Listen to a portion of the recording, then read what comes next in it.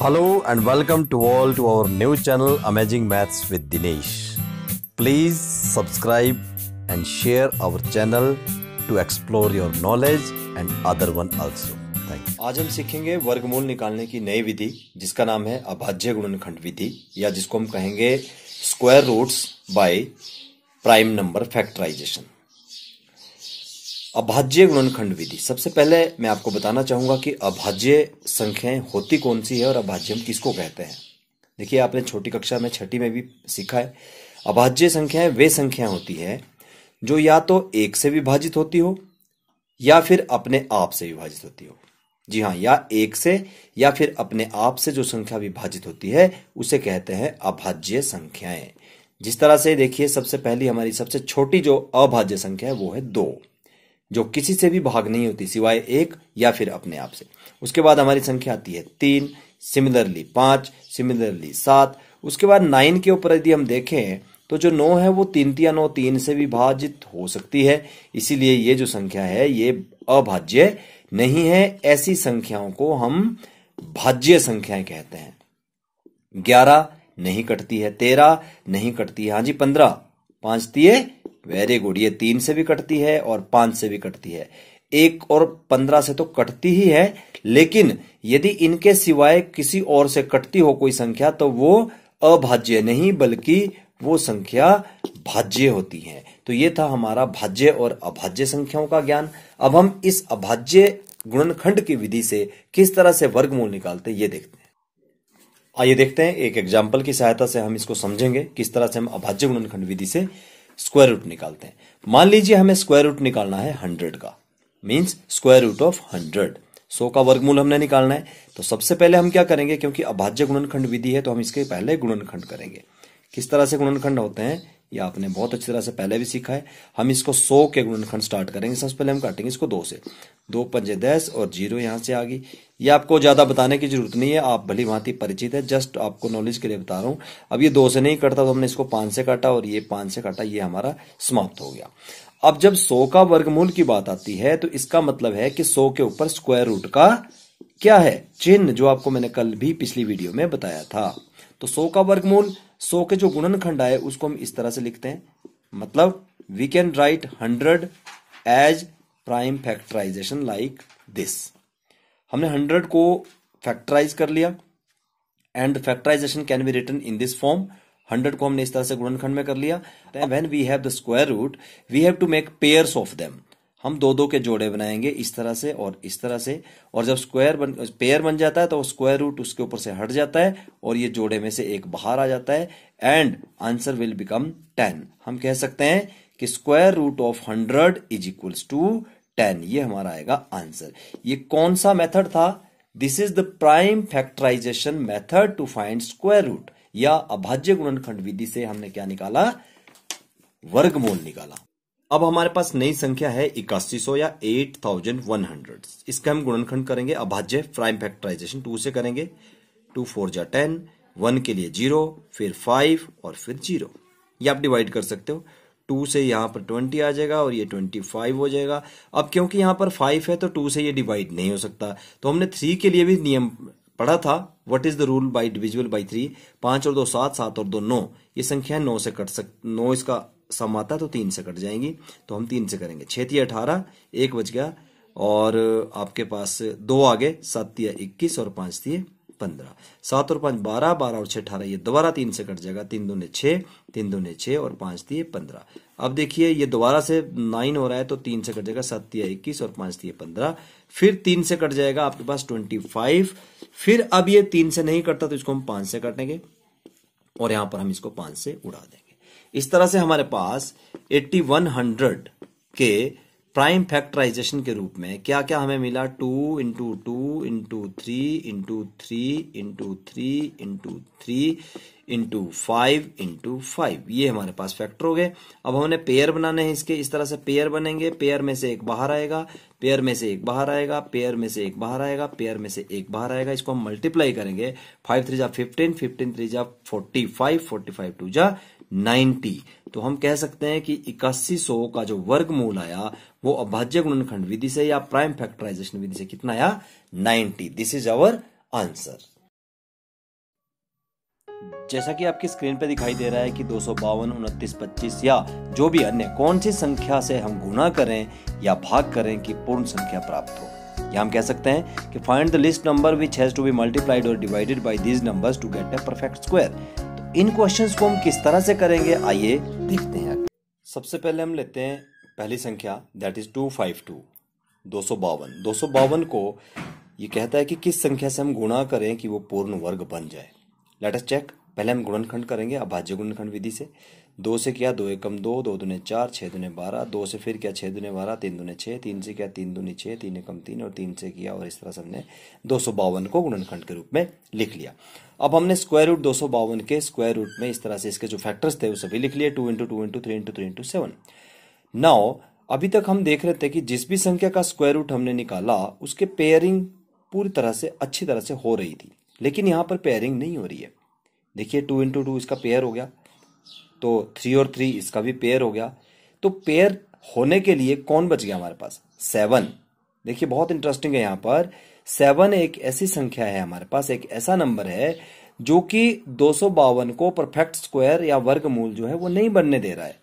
हमें क्या चाहिए था परफेक्ट स्क्वायर करने के लिए, या तो हमें ये 7 नहीं चाहिए था और या फिर एक 7 हमें और एक्स्ट्रा चाहिए था। तो मैं क्या करता हूं, यहां पर मैं एक 7 और लिख रहा हूं और उस 7 के ऊपर हम क्रॉस लगा लेंगे। क्रॉस लगाने का अर्थ है ये हमने अपने आप इंस्टॉल किया हुआ। यहां पे इंस्टॉल क्यों किया, ये चेक करने के लिए कि कौन सी वो संख्या है जिसको कि 252 से हम गुणा करें ताकि वो परफेक्ट स्क्वायर बन जाए। अब इसको वर्गमूल बनाने के लिए हमें एक साथ से मल्टीप्लाई करना पड़ेगा, इसीलिए हमने यहाँ इंस्टॉल लिख लिया। या इंस्टॉल ना भी लिखें, आप इसको राउंड ऑफ करके 7 लिख लें। 7 वह संख्या है जिससे हमने पूर्ण वर्ग संख्या प्राप्त होगी। मैं इसी क्वेश्चन से एक तीर से हम 2 शिकार करने जा रहे हैं, अभी आप ध्यान से देखते रहना। 252 विच नंबर, क्वेश्चन क्या था आपको कि कौन सी संख्या है जिसको हम गुणा करें। अब देखिए जब आपने फैक्टर किए तो 7 एक अकेला बच गया, इसको पेयरिंग करने के लिए एक 7 और चाहिए था हमें। तो हमने कहा कि 7 वह संख्या है जिसको यदि हम 252 से गुणा करें तो वह पूर्ण वर्ग संख्या बन जाएगी। अब इसी का एक सेकंड पार्ट भी है, उसको आप बड़े ध्यान से समझ लेना। क्वेश्चन पूछा था कि, अभी तो मैं इंग्लिश वर्जन में आपको कह रहा हूं कि 7 इज दैट नंबर, कौन सा नंबर है, 7 is that number which has to be multiplied by 252 to get a perfect square. ठीक है, तो किस तरह से ये परफेक्ट स्क्वायर बनता है, हम इसको मैं यहां से मिटा देता हूं और मैं 252 को मल्टीप्लाई कर देता हूं। 252 को मल्टीप्लाई कर दिया मैंने 7 से, 7 2 जा 14 और ये 36 आ गया, ये बन गया 764। अब 764 एक ऐसी संख्या है जिसके जब हम फैक्टराइजेशन करेंगे तो इसके परफेक्ट स्क्वायर बन जाएगा, यही हमने चेक करना था। तो अगर हम क्रॉस चेक करना चाहते हैं तो इसके हम फैक्टर जब करेंगे तो हमारे पास फैक्टर्स में क्या आएंगे, पहले हम 2 से काटेंगे, फिर 2 से कटेगा, फिर आपका 3 से कटेगा, फिर नेक्स्ट 3 से कटेगा, फिर 7 से कटेगा और फिर 7 से। ये पूरी तरह से ये जो है 71764 ये कैंसिल हो जाएगा और हमें परफेक्ट स्क्वायर मिल जाएगा। आप इसको चेक कर सकते हो, ये आपके लिए एक एक्सरसाइज के तौर पर इसको चेक करना कि 7 के रूप में कैसे कटेगा। अब बात करते हैं हम इसी क्वेश्चन की। देखो मैं इसी क्वेश्चन को ले रहा हूं and now I am asking for the divisibility method. दूसरा क्वेश्चन क्या है आपके पास, आपकी बुक में दिया है कि 252 को या कोई भी एनी संख्या है, मैं 252 इसलिए लिखा क्योंकि हमने पहले इसको लिख लिया है, 252 को हम कौन सी ऐसी छोटी संख्या से भाग करें। अभी गुणा किया था, अब हम इसको कैसी संख्या से भाग करें कि वो पूर्ण वर्ग बन जाए। तो दोबारा से हम क्या करेंगे, 252 के गुणनखंड लिखेंगे। 252 के गुणनखंड हमने पहले लिख लिए, 2 गुणा 2 गुणा 3 गुणा 3 गुणा 7। यहां तक हमारे क्या थे, यहां तक हमारे गुणनखंड थे इस तरह से। अब आप मुझे बताइए, यही क्वेश्चन अब आपको डिवाइड के लिए पूछा गया कि कौन सी संख्या से हम भाग करें कि ये पूर्ण वर्ग बने। आपको पता है कि ये पूर्ण वर्ग कब बनेगी, जब इसके जोड़े या इसके पेयर्स बन जाएंगे। तो इसका पेयर भी बन गया, इसका पेयर भी बना, इसका पेयर नहीं बना। अब आप मुझे बताओ कि कौन सी वो संख्या है जिससे भाग किया जाए। तो हम बोलेंगे सर फिर वहां पर वही 7 दोबारा से। अब हम क्या करेंगे, डिवाइड में 7 लिखेंगे कि अगर इस 7 से हम 7 को डिवाइड कर देते हैं तो ये एक परफेक्ट स्क्वायर बन जाएगा, और इसको भी हम राउंड ऑफ कर लेंगे इस तरह से। So that 252 must be divided by 7 to get a perfect square. और जब हम 252 को 7 से डिवाइड करेंगे तो आपके पास कितना आएगा, आप मुझे बताओ जरा। आपके पास आएगा 3 से हमने इसको कैंसिल कर दिया, यहां पर आया आपके पास 4 और 2 और ये है 642। नाउ यू कैन चेक कि जब हमने 252 को 7 से डिवाइड कर लिया तो हमारे पास 36 आया, और 36 का जो स्क्वायर रूट होता है that is a perfect square root, this is answer 6। चलिए एक और एग्जांपल के सहायता से हम समझते हैं कि एक क्वेश्चन और आपके पास है 2645। यही क्वेश्चन है कि कौन सी संख्या से गुणा किया जाए, कौन सी वो छोटी संख्या है जिससे गुणा करने के बाद हमें एक पूर्ण वर्ग संख्या प्राप्त हो जाएगी। Which number has to be multiply to this number so that we get a perfect square. So हम क्या करेंगे, 5 से पहले हमने इसको डिवाइड किया, क्योंकि 5 मुझे दिख रहा तो मैंने 5 से इसको काट दिया। 5 के बाद 529 आया, 529 के कोई भी गुणनखंड नहीं मिले तो हमने 23 से इसको डिवाइड कर दिया डायरेक्ट, 23 को 23 से, और यह 23 1 आ गया हमारे पास।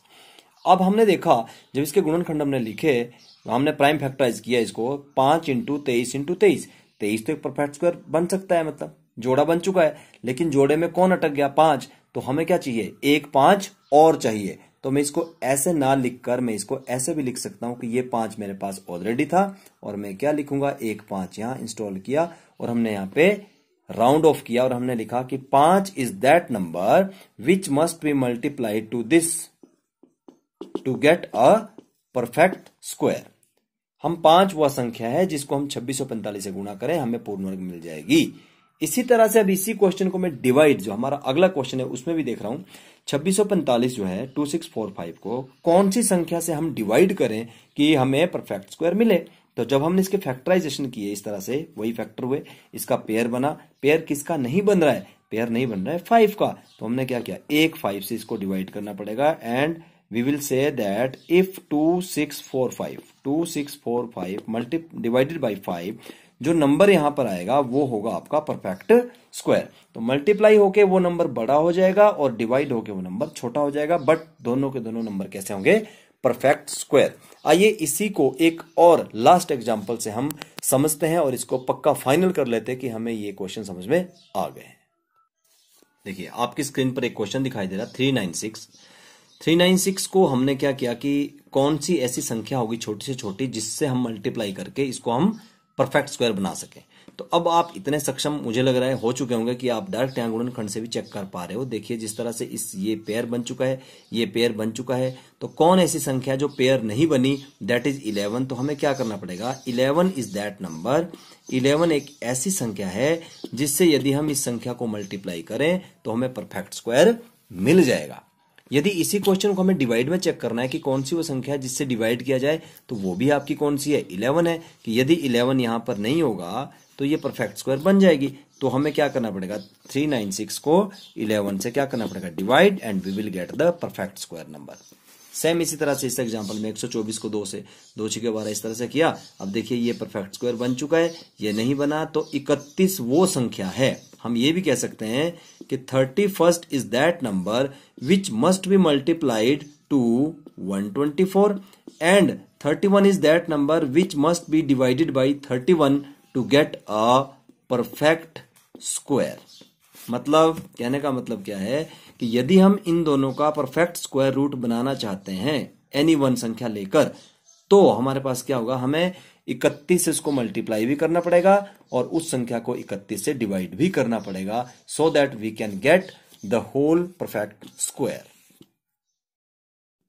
आपने प्रश्नावली 6.3 का प्रश्न नंबर 4 और प्रश्न नंबर 5 तथा प्रश्न नंबर 6 ये आपको एक्सरसाइज के तौर पर दे रहा हूं, ये सभी आपने